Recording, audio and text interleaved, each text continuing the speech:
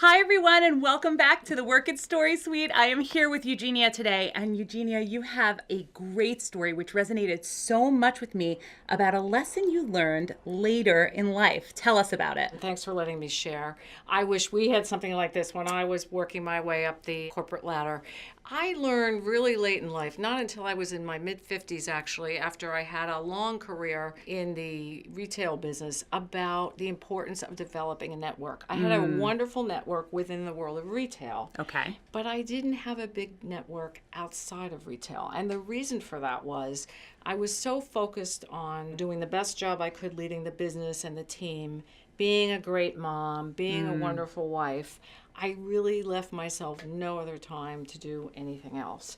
And it wasn't until I started to think about what I wanted to do when I retired from corporate life, when I was in my 60s, and I really felt that I wanted to join a corporate board, but I realized I needed a different kind of network to achieve that because I wasn't the usual suspect to be a corporate board because I wasn't a CEO. I was a division president. Okay. I really learned from two different people that were key in my life about expanding my network outside of retail. Joining C200 was one of the things that I did. Probably the most important lesson was not only how invaluable this network was into my next chapter, but it wasn't that hard. And I always approached my life that I was too busy for anything else.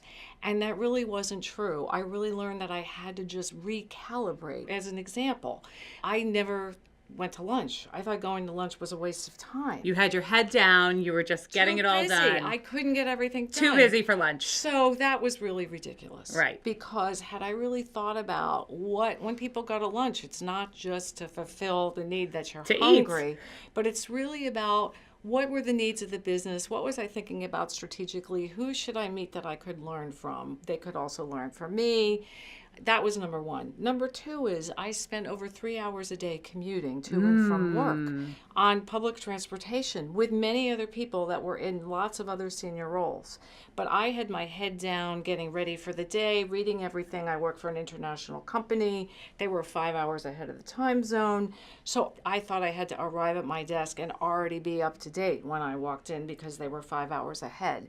And yet, if I had sort of picked my head up and really thought about who else was sitting around me and speaking to them about whatever, that was yet another way to expand my network. And so if you were doing it again, if you had to go back to that time when you were in the early stages, busy working mom, you probably would have used that train time and lunchtime totally differently. My to-do list would have been totally different. Oh, that is revolutionary.